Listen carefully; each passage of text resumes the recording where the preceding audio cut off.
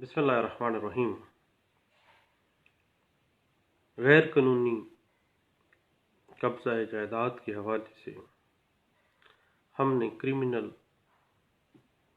जो रेमेडी है special law illegal disposition act 2005 के तहत डिस्कस की।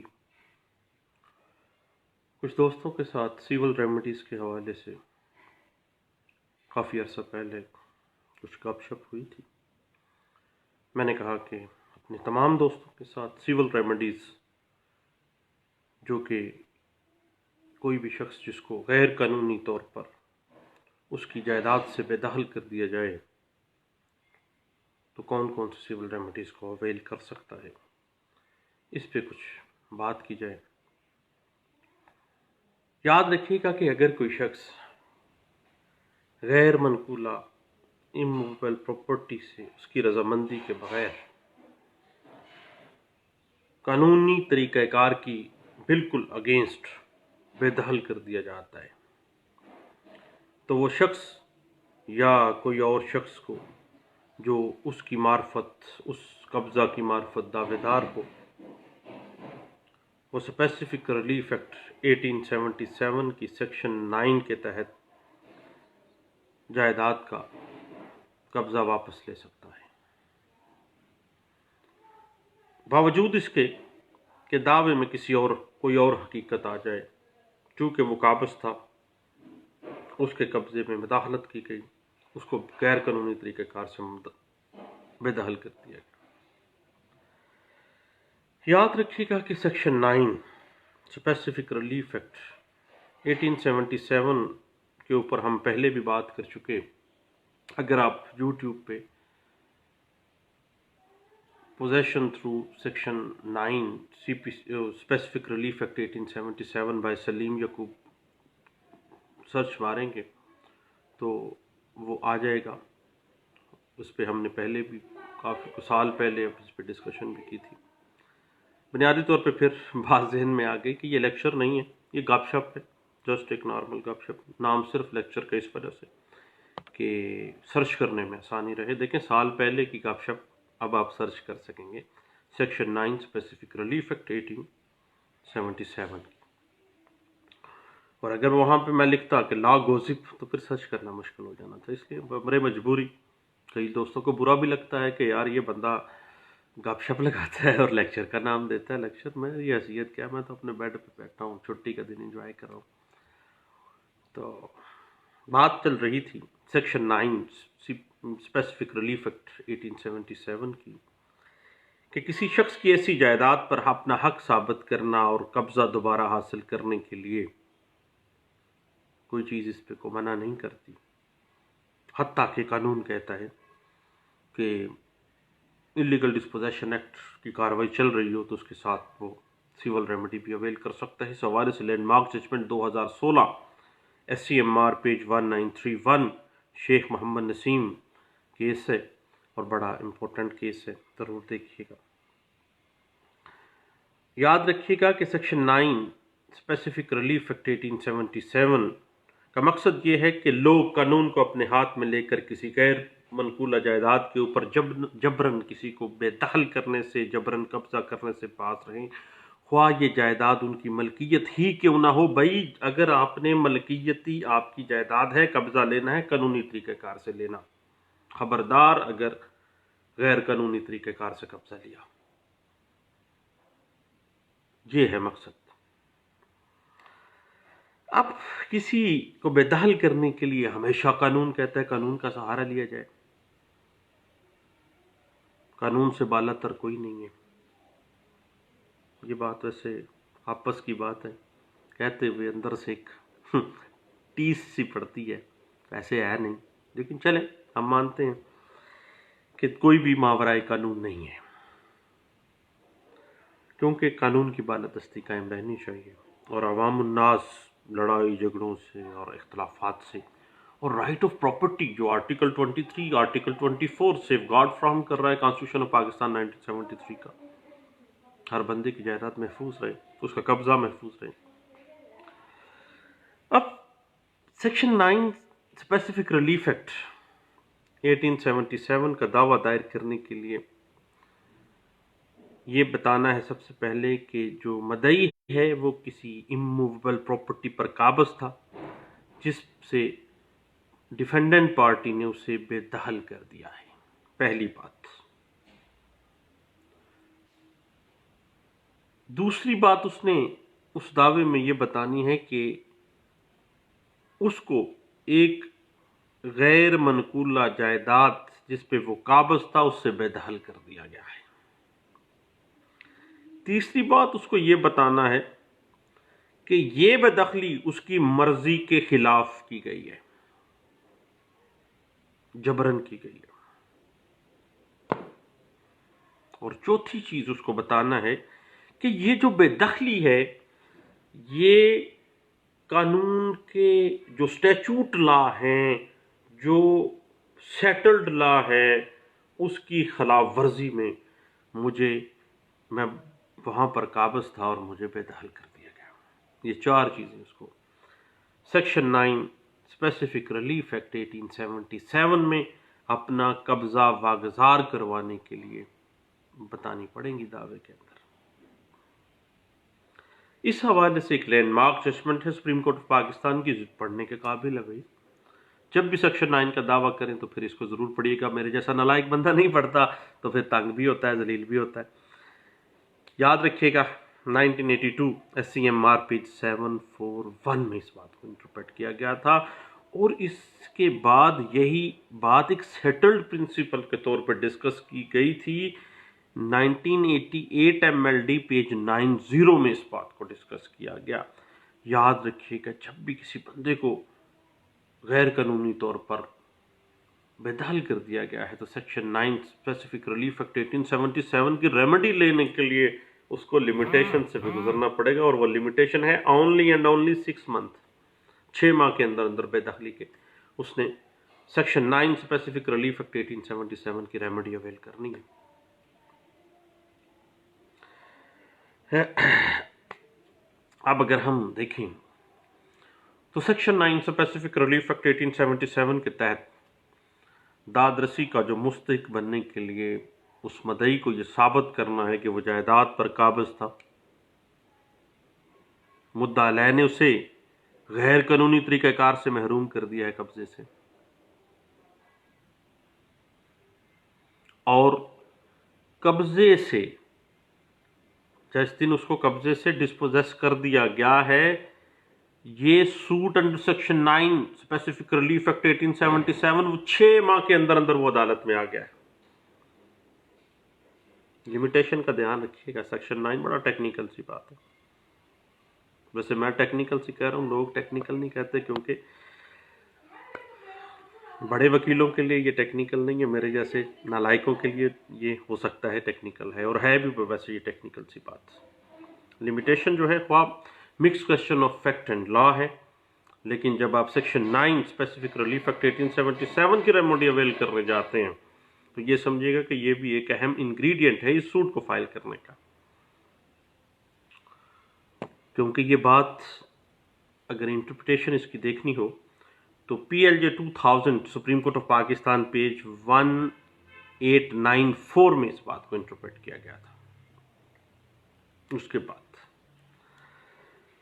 सेक्शन 9 स्पेसिफिक रिलीफ एक्ट 1877 में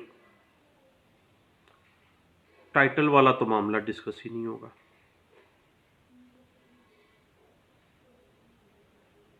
और ना ही टाइटल की डिटेल में जाना है। नेचर देखें, नेचर है सेक्शन 9 की कि एक बंदा काबज था, उसके कब्जे में मदाखलत कर दी गई, उसको बेदखल कर दिया गया है। अब टाइटल का मामला सेक्शन 9 में डिस्कस नहीं करना भाई, ये नेचर है इस सूट की। हत्ता कि मैं फर्ज करें एक गैर मनकूला जायदाद पर कानूनी काबज नहीं हूं, असली मालिक आके मुझे, जिसके पास टाइटल है उस प्रॉपर्टी का, मुझे बेदखल कर दे, बेदखल करे डंडे मार के,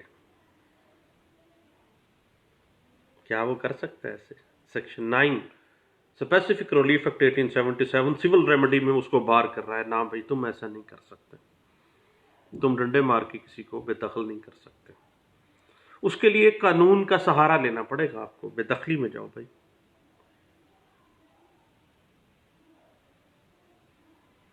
ये बात इंटरप्रेट हुई सुप्रीम कोर्ट ऑफ पाकिस्तान में 2001 SCMR पेज है 345 में इस बात को इंटरप्रेट किया गया था। अब बात आ जाती है को शेयरर्स के खिलाफ। शरीक खाता एक ही खाते के मुख्तलिफ पार्टनर्स जैसे होते हैं, इस तरह शरीक होते हैं। अब एक शरीक मालक जो कब्जा रखता है उसको दूसरा शरीक मालक कब्जे से महरूम नहीं कर सकता, क्योंकि अगर वो ऐसा करना चाहता है तो कानून कहता है उसको पार्टीशन सूट फाइल करना होगा या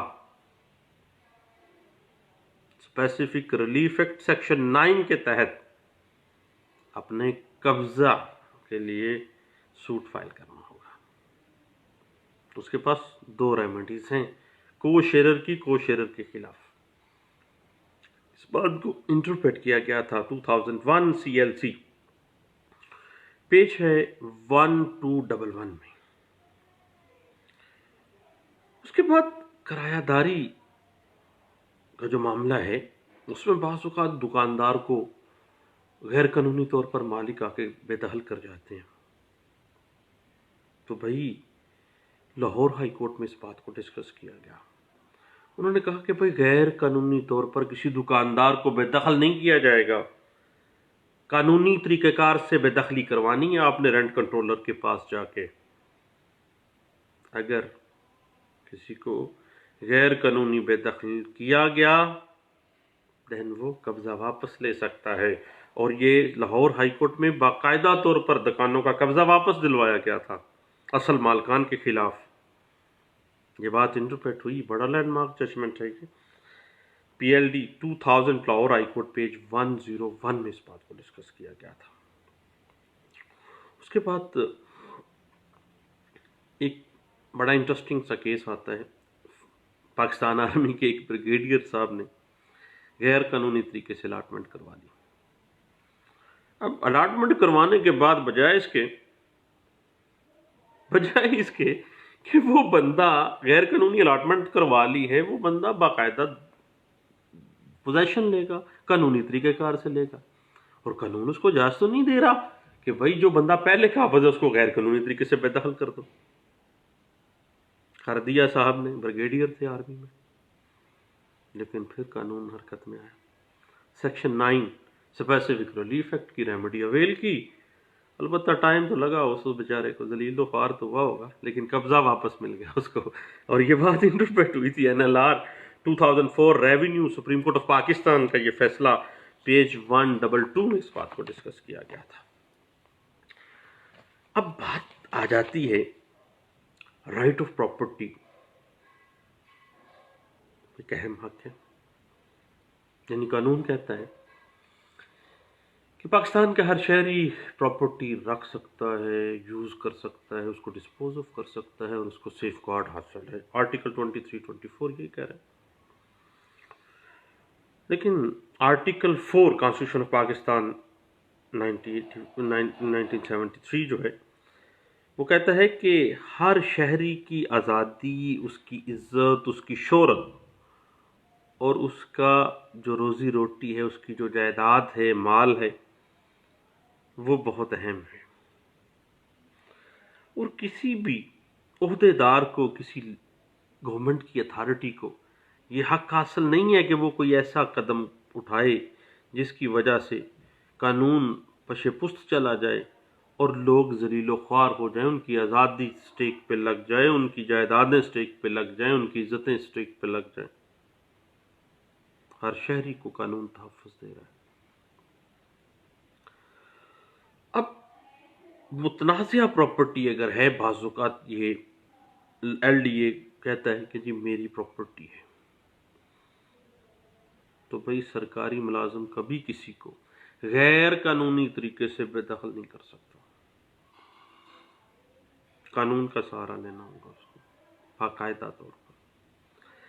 अगर वो गैर कानूनी तौर पर किसी शख्स को सरकारी एहलकार इस बात की अपील लेके कि ये तो LDA की ज़मीन है, ये तो GDA की, ये तो पंजाब गवर्नमेंट की ज़मीन है जनाब, अब उसको भगा देते हैं पुलिस ले जाके, तो वो बंदा सेक्शन 9 स्पेसिफिक रिलीफ एक्ट 1877 की अगर रेमेडी अवेल करके कब्जा वापस ले सकता है, ख्वाह वो ज़मीन LDA के नाम पर होती है।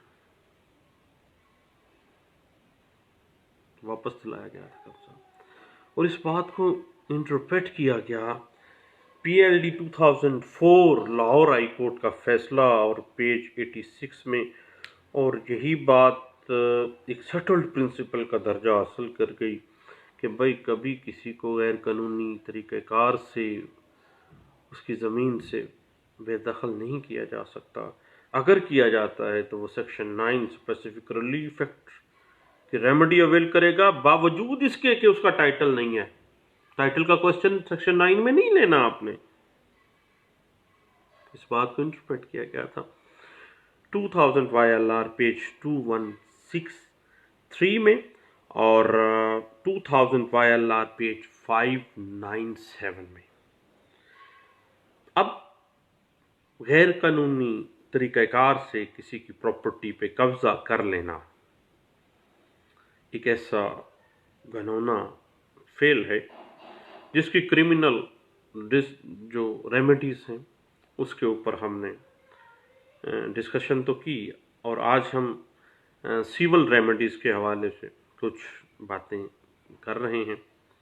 और इस हवाले से आप लाजमी YouTube पे भी सर्च कीजिएगा, आपको वहाँ पे साल 2 साल पहले की कोई ना कोई मुझे याद है कि मैंने कुछ डिस्कशंस की थी, वो आपको मिल जाएंगी, उनको भी देख लीजिएगा। मज़ीद इस पे हम डिस्कस करते रहेंगे civil remedies for possession illegal dispossession के हवाले से सेक्शन 9 सेक्शन, उसके बाद 8 में जब ऑनरशिप एक बंदे के पास है तो फिर वो सेक्शन 9 के बजाय 8 में आएगा। और उसके अलावा मज़ीद जो रेमेडीज़ कानून हमें देता है हम डिस्कस करते रहेंगे। बाज़ प्रॉपर्टी का काम करने वाले दोस्तों को गिला भी होगा कि यार इस तरह की बातें नहीं करनी चाहिए, लेकिन वही देखें इल्म है, जो चीज़ें मेरे पास हैं, मेरे रजिस्टर में है।